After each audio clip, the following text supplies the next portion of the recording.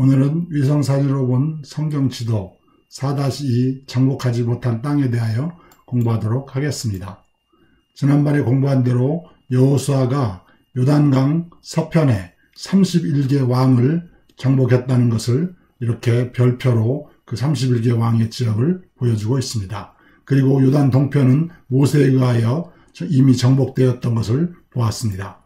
그렇게 해서 이제 지도 4-1에 보면 지난번에 공부한 대로 이렇게 각 족속에 따라서 여호수아가 그 땅을 분배하였던 것을 보여주고 있습니다. 이제 이 별 표시로 된 왕의 지역을 그 성읍을 정복하였기 때문에 이제 그 나머지 지역은 흩어져 있는 사람들은 결국 이스라엘 백성 각 지파들이 정복해야 나가야 되는 것이 되겠습니다.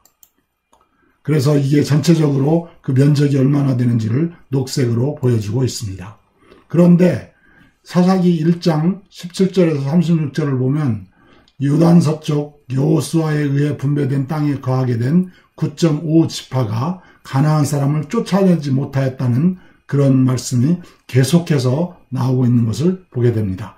여기에 본 대로 요단 동편에서 분배받은 그 족속이 있고요. 그 다음부터는 요단 서편에서 분배받은 족속들인데요. 이제 그 하나하나를 잠깐씩 보면 유다와 시므온과 함께 분배를 받았기 때문에 그 유다 족속이 산지 거민을 쫓아내었으나 골짜기의 거민들은 철병거가 있으므로 쫓아내지 못하였다고 말하고 있으며 베냐민 족속도 사람을 쫓아내지 못하였고 그 다음에 므낫세 족속도 그 무깃도와 그 향리의 거민들을 쫓아내지 못하였고 에브라임 족속도 가나안 사람을 쫓아내지 못하며 스불론 족속도 쫓아내지 못하고 아셀 족속, 납달리 족속, 단 족속까지 이제 여기 보시는 대로 이 요단 서편에서 여호수아에 의하여 분배받은 모든 족속들이 이제 이사갈만 빼놓고는 전부 다 쫓아내지 못하였던 것을 볼 수가 있습니다.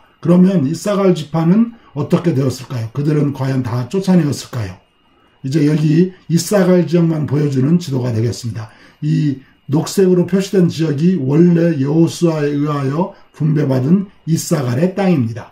그런데 이사갈이 분배받은 땅을 자세히 읽어보면 수넴이 나옵니다. 여기에 수넴이 나오죠. 그리고 이사갈과 그 므낫세가 함께 분배받은 땅이 있습니다. 함께라기보다는 므낫세가 이사갈에 있는 땅 중에 일부를 그 므낫세의 소유가 있었다고, 즉 므낫세의 소유가 이사갈 지역에도 있었다는 건데 어디에 있는지 이걸 이 성경 여호수아 17장 11절에서부터 13절까지를 읽어보면 이 베스안, 이블르랑, 다낙, 무깃도 그리고 나서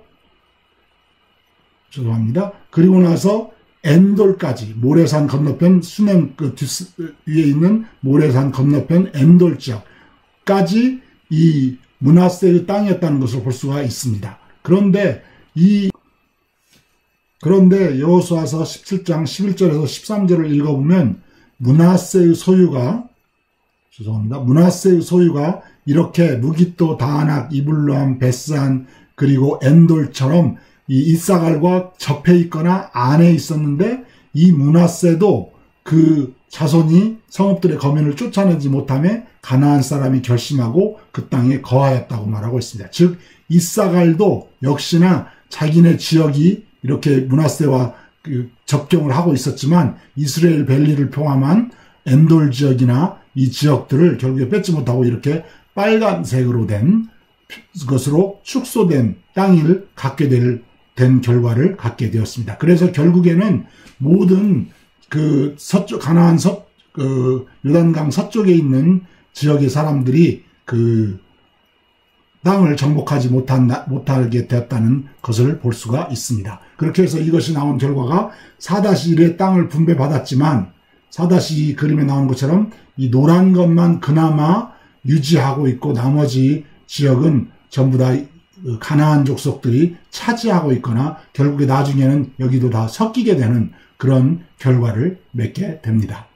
그래서 이스라엘은 가나안 사람을 전부 다 확실히 몰아냈어야 했었습니다. 하나님의 명령을 우리 보면 출애굽기에 내가 그 땅의 거민을 내 손에 붙이리니 너는 그들을 내 앞에서 쫓아낼지라 말씀하고 있고, 너는 그 땅 거민을 너희 앞에서 다 몰아내고, 민수기죠 33장 52절에 그 새긴 석상과 모든 우상을 다 파멸하며 산당을 회파하라고 말씀하고 있습니다. 즉 하나님의 뜻은 다 쫓아내는 것이었습니다. 물론 쫓아낼 때에 하나님 여호와께서 신명기 10장 22절에 보면 내 앞에서 점점 쫓아내시더니 너는 그들을 급히 멸하지 말라.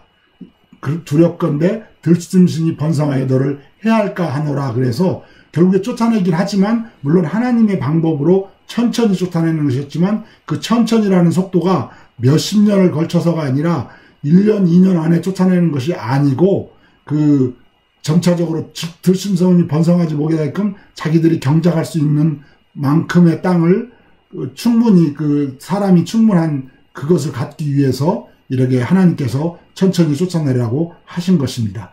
그런데 그 하나님의 명령을 만약에 어기면 어떻게 될 것이냐고 하나님께서 경고하기를 만일 몰아내지 않으면 너희는 남겨둔 자가 너희 눈에 가시와 너희의 옆구리에 찌르는 것이 되어 너희 거하는 땅에서 너희를 괴롭게 할 것이라고 말씀하고 있으며 이제 또다시 사사기에도 보면 옆구리에 가시가 될 것이며 그들의 신들이 너희에게 올무가 될 것이라고 말씀하고 있습니다.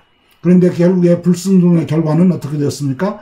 결국에 이스라엘 사람들에게 아픔이 되었습니다. 왜냐하면 너희가 내 목소리를 청종치 아니하였도다. 그리하면 어찌니요. 그러면서 내가 이제 그들을 너희 앞에서 쫓아내지 아니하리니 그들이 너희 옆구리에 가시가 될 것이며 그들의 신들이 너희에게 올무가 되리라 해서 결국에 우리가 사사기를 계속 공부하게 되면 그들에게 많은 아픔이 되었던 것을 볼 수가 있습니다. 그리고 시험이 되었습니다. 우리가 보통 시험을 좋아하지 않습니다. 그런데 결국에 그들을 남겨뒀기 때문에 이제 그들이 이스라엘 백성을 시험하게 되는, 믿음을 시험하게 되고 그 삶을 시험하게 되는 시험이 되었습니다. 그리고 아주 다 나쁜 것만이 있는 것은 아닙니다. 물론 왜냐하면 전쟁을 경험하고 배우게 되었기 때문입니다. 사사기 3장 1절에 보면 여호와께서 가나안 전쟁을 알지 못한 이스라엘을 시험하려 하시며 이스라엘 자손 세대 중에 아직 전쟁을 알지 못하는 자에게 그것을 가르쳐 알게 하려 하사 남겨두셨다고 말씀하고 있습니다. 이것은 전쟁을 꼭 배우기 위하여 일부러 남겨둔 것이 아니라 결국에 불순종했기 때문에 하나님이 남겨두게 되고 그렇게 됨으로 얻은 유익이라 꼭 한다면 전쟁을 경험하고 배우게 되었다는 것입니다. 우리의 삶 가운데서도 결국에 꼭 아픔, 불순종을 통하여 배워야 되는 건 아니지만 때로는 우리 불순종까지도 이용하시는 하나님을 보게 됩니다. 감사합니다.